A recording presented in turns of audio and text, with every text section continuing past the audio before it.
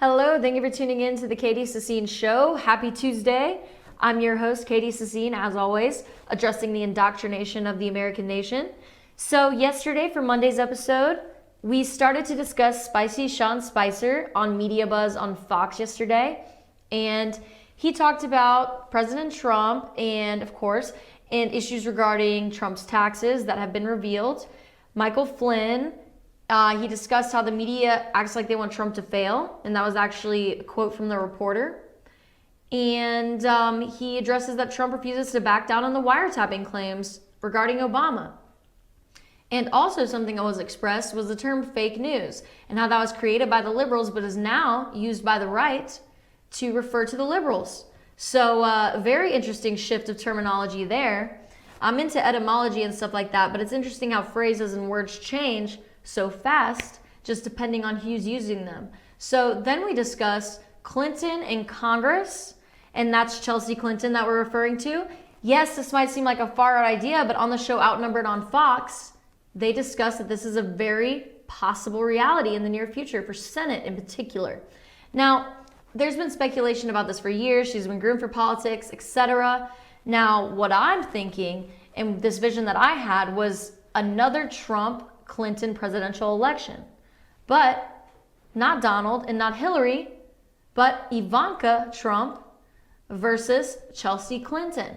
Could that be something we see in the near future? Who knows? Anyway, we left off talking about Mr. Ben Swann. If you didn't tune in to the show yesterday, do you remember Ben Swann, or do you know who Ben Swann is? Ben Swann is an American journalist, and he's a former CBS newscaster. He worked with Sharon Reed on CBS 46 in the evening news. And there we see them right above us here. So I'm working on my pointing. This way, that way, this way. Yeah, okay. There they are. And so I would always drive down I-75, and I saw this huge billboard of Sharon Reed and Ben Swann, and I thought, they are one attractive newscasting couple, and they are going to do big things together. I mean, they just have this great look about them. Until recently, Ben Swann decided to come out on his reality check segment as a newscaster for CBS 46 in Atlanta and address Pizzagate. Now, as we know, we're unable to say that there's hard evidence for Pizzagate. And Ben Swann acknowledged that there's not hard evidence for Pizzagate, but there is very, very circumstantial evidence that presents very conspicuous points. And we're referring to secret lingo in the emails that were sent amongst John Podesta and this whole triangle of people that are supposedly involved in Pizzagate. And if you don't know what Pizzagate is, it is a very disturbing news story, and you can check it out on Google and you'll find everything about it. Pizzagate, one word, if you haven't heard about it yet. Now, the AJC had some stuff to say about the story, and they said there's been no explanation for Ben Swann's absence on air. So after he exposed Pizzagate on his segment, or decided to talk about his segment, and early on this year, in January, he decided to talk about it on his segment at the beginning of this year, he has left Sharon Reed as a solo anchor. Now we had Tracy Hutchins join in. I guess she was supplementing for Swann after he had to take immediate leave following the Pizzagate story. Now, why does revealing the Pizzagate story merit taking someone off of the air? He didn't show any disturbing news. He was just reporting. He's an American journalist. And as an American journalist, why can't he report what he's interested in reporting on? I mean, this is an educated man. He's obviously been around the block. He's worked for a few news networks in a few different states now with Georgia. And, what's the big deal? Well, the big deal is that Pizzagate has been deemed fake news. So because it's been deemed fake news by the left media sources, it is considered unacceptable to talk about. So you wonder why he was taken off the air? Because they don't approve of him talking about that. Yet, Pizzagate's talked about on Fox News. So maybe Fox should hire Ben Swann.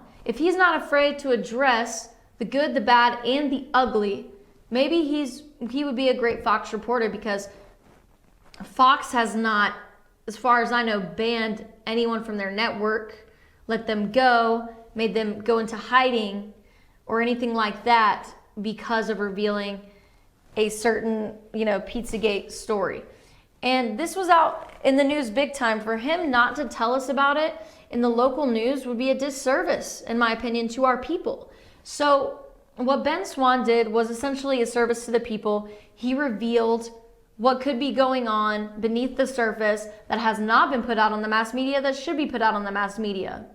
But because the left thinks it's fake news, they deem him a crockpot. They deem him a crazy person. You have the Daily Beast. In the picture that we showed in the last segment, we had the Daily Beast put him in an aluminum, hat in front of an antenna, controlled old school TV station. Insinuating that he's some crazy person that's off his rocker. So I just don't buy it. It's very sad to me what happened with Ben Swann. I like to show this, this article from January 2017, right after things occurred. This photo of this article. We're going to pull it up for y'all right now.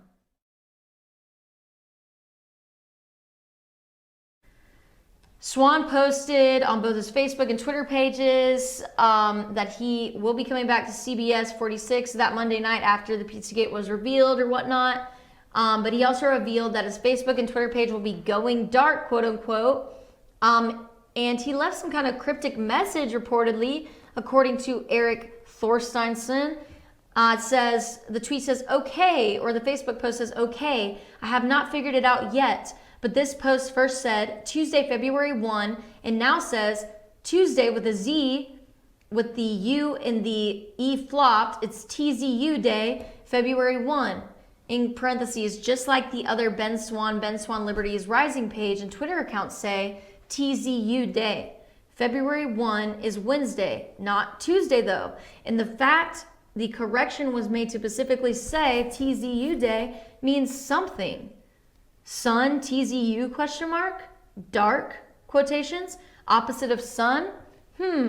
February 1, 1902, China Empress Tzu Si, I don't know how to say that name, TZU-HSI forbids binding women's feet. I sure hope a riddle is here, and this post is not indicative of a vacation to the reprogramming resort. Goes on to say, as you can see in the post, not only is the word Tuesday apparently purposely spelled wrong with T-U-Z, day, with an allusion to Sun Tzu, I'm sorry, I don't know how to say that, TZU, the author of The Art of War. So check that out, The Art of War. But he apparently purposely gets the dates wrong. February 1st was Wednesday, but he made it Tuesday. This was obviously strategic, and it was obvious that it was some kind of sign, because as a newscaster, you're not going to get the date and the day wrong. That was done on purpose. Let's be realistic. So what's going on with Ben Swann and Pizzagate that suddenly caused him to miss work with a reappearance and a total blackout on social media? Was he threatened, people wonder? Swann consistently is ranked as one of the most credible mainstream news performers anywhere in America. And as we read his screenshots, blah, blah, blah, fans are very concerned, so we can break out of that. So that's just one of hundreds of stories on Ben Swann regarding this case. At least tens of stories. Wouldn't be surprised if there were hundreds, especially when we take it on an international level, possibly thousands, because there are so many people internationally that are aware of Pizzagate and its conspiracy. And we have to call it a conspiracy because we don't have proof.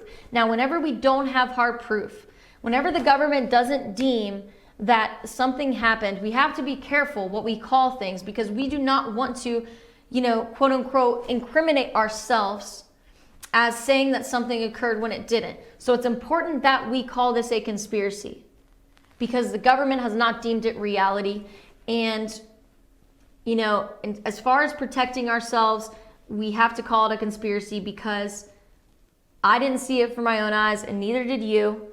So that's just what we have to do. And I'm sorry if that seems fake, or if it seems like we're constraining ourselves or restraining ourselves from what we really want to say, but that's just the way it's got to be. So that's Ben Swann on the Pizzagate conspiracy, quote unquote conspiracy.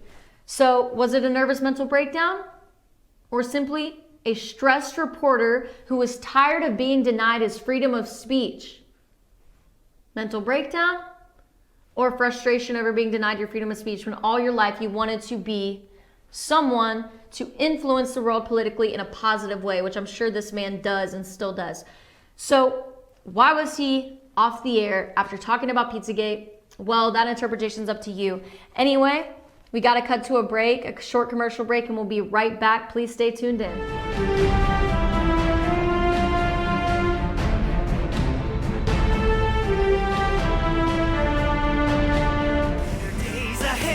At Days Chevrolet in Jasper, we make everything better. It all starts with a huge new Chevy selection. Then we heap on the discounts to make sure your Chevy price is the lowest you'll find anywhere. And if you like great customer service, you'll love it at Days. Bigger selection, lower prices, easy financing, and great customer service. Your better day is just ahead at Days Chevrolet in Jasper, where new Chevys cost less. Better days ahead, Days Chevrolet. Find new roads.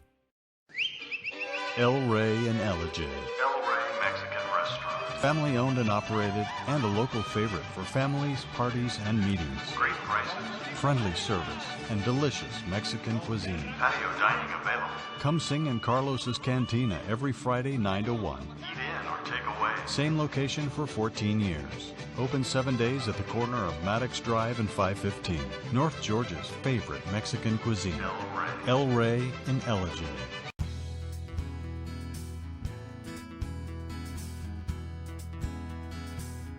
Hello, my name is Chad Watkins. I'm the manager at Larry's Body Shop. We are a family-owned and operated business and have been serving the North Georgia area since 1978. We are located at 1216 Progress Road in Ellijay, Georgia. Our shop specializes in collision repair and we work with all major insurance companies. Larry's Body Shop is ICAR Gold, the highest role of training recognized by the collision repair industry. It is estimated that only 10% of collision shops meet these standards. Our shop consists of state-of-the-art equipment such as laser measurement system, down-drive spray booth, spot and MIG welding equipment.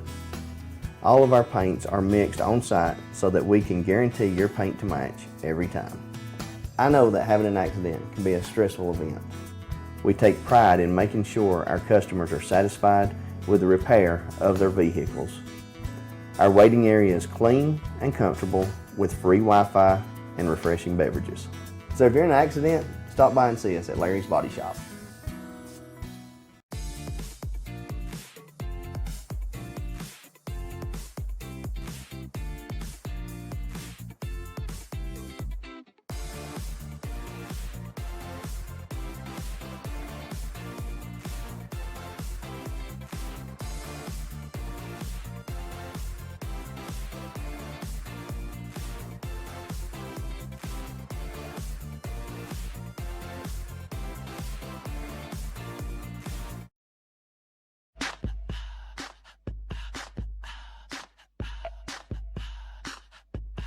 What you gonna do with all that junk?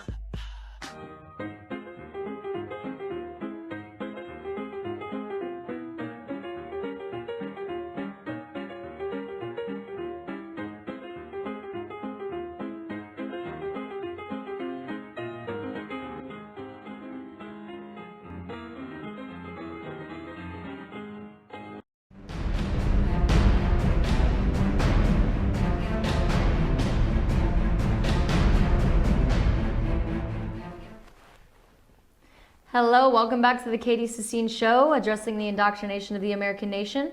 Remember, you can follow me on Twitter at KatieFYNTV.com, and that's K-A-T-Y as seen below. And remember to email me with comments, suggestions, concerns at Katie@fetchyournews.com. And you can also go to fetchyournews.com to purchase merchandise like lovely coffee mugs with our dog logo on them, our very cute puppy logo. And don't forget to tune in live, if you're not tuning in live, to FYNTV.com to hear my show live Monday through Friday at 10 a.m. if you're not tuning in live right now. Anyway, we had discussed in the last part of this episode, we ended up our discussion, we kind of closed down our discussion of the whole Pizzagate situation with former CBS 46 newscaster Ben Swann.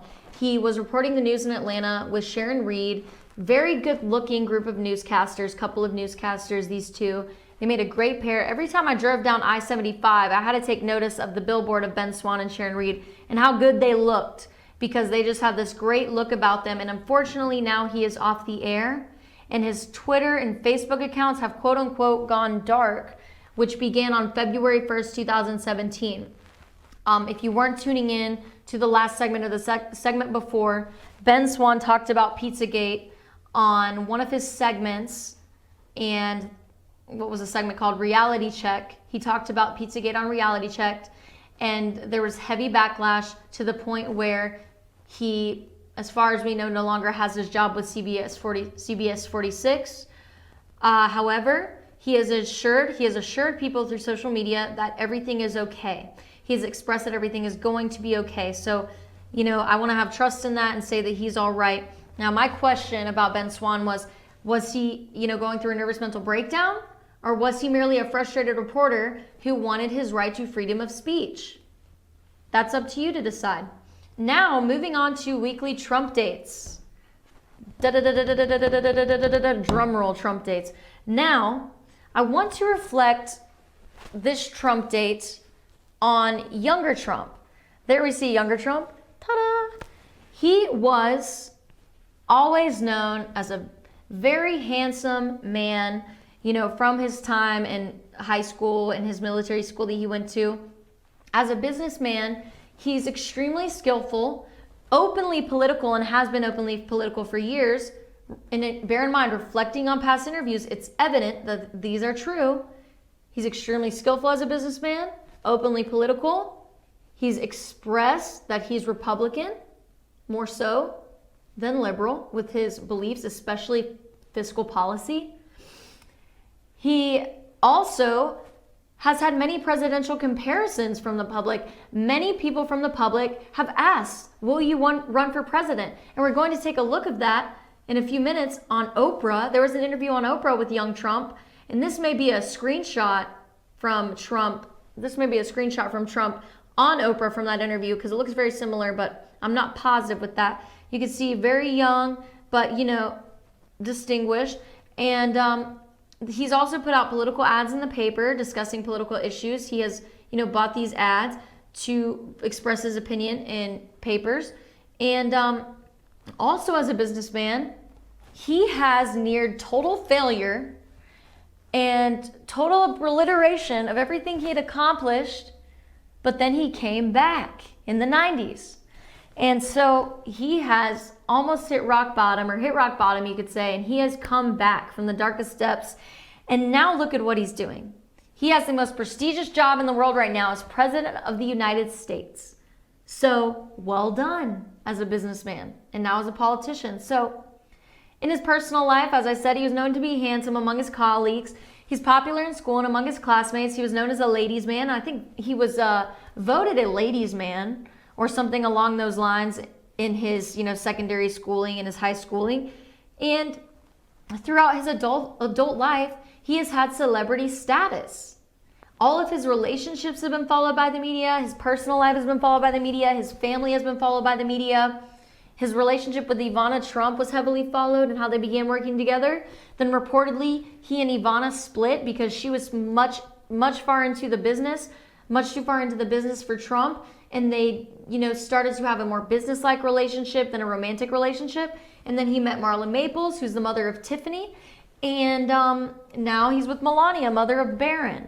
And it didn't work out between he and Tiffany after all the uproar in the media between their relationship. And he was also undergoing a bankruptcy.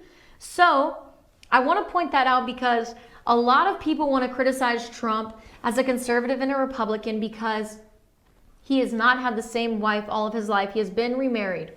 And I just like to point out that he has come out into the public about his divorces, and those are open on the internet to look into. And those divorces all seem very amicable. And I don't condone divorce. I don't like the idea of it personally, but sometimes it's an evil means to a better end for some people.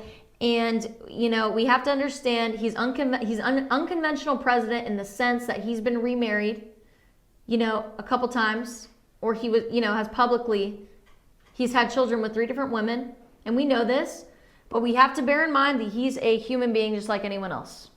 So, as we know, followed by the media, open with public about personal life, and one of the smartest things of all, he branded his personal name as a marketing tool. So for example, if you rent a condo in one of Trump's buildings, you have a certain celebrity status for renting a condo from one of Trump's buildings. So what does that mean? It means you pay more for renting from Trump at one of his buildings in one of his condo facilities because he has celebrity status. And celebrity status makes things worth more money. If I sell a picture of myself, I'll probably end up having to give it away for free, but an autographed picture of myself, but if I sell obviously an autographed picture of Trump, well then we're talking about money because he has celebrity status.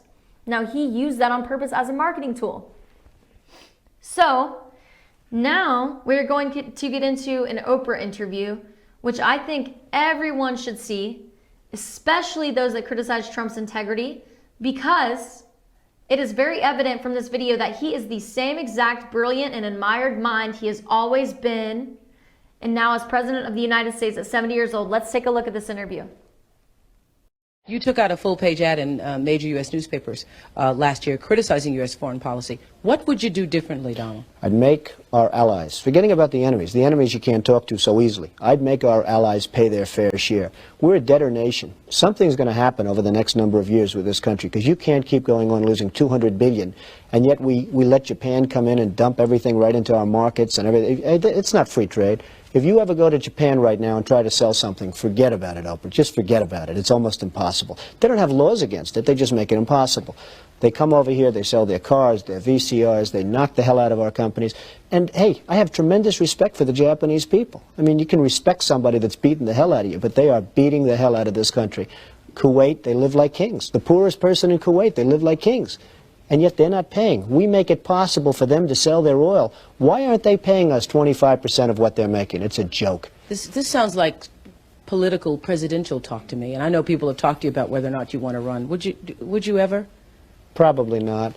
But I do get tired of seeing the country ripped off. Why would you not? I just don't think I really have the inclination to do it. I love what I'm doing. I really like it. Also, it doesn't pay as well. No, it doesn't. But, you know, I just probably wouldn't do it, Oprah. I probably wouldn't, but I do get tired of seeing what's happening with this country. And if it got so bad, I would never want to rule it out totally, because I really am tired of seeing what's happening with this country, how we're really making other people live like kings, and we're not. What do you think of this year's presidential race, the way it's shaping up? Well, it's going to be very interesting. I think that probably George Bush has an advantage in terms of the election. I think that probably people would say that he's got like that little edge in terms of the incumbency, et cetera, et cetera. But I think Jesse Jackson's done himself very proud. I think Michael Dukakis has done one hell of a job. And George Bush has done a hell of a job. You know, they all went in there sort of as semi-underdogs, including George Bush, and they've all come out. I think people that are around all 3 of those candidates can be very proud of the jobs they've done. You've said, though, that if you did run for president, you believe you'd win. Well, I don't know. I think I'd win. I tell you what, I wouldn't go in to lose. I've never gone in to lose in my life. And if I did decide to do it, I think I'd be inclined. I would say that I would have a hell of a chance of winning, because I think people, I don't know how your audience feels, but I think people are tired of seeing the United States ripped off. And I can't promise you everything, but I can tell you one thing. This country would make one hell of a lot of money from those people that for 25 years have taken advantage. It wouldn't be the way it's been, believe me. All right, so as you can see, Oprah head-on asked Trump, would you consider being president? And he said, probably not. But here he is today. And who better than this man, based on what we just saw there. Now, anyway, we've got a cut for today. We're out of time. We'll be back tomorrow, same time, same place, only on FYNTV.com live. And remember to follow me at KatieFYNTV.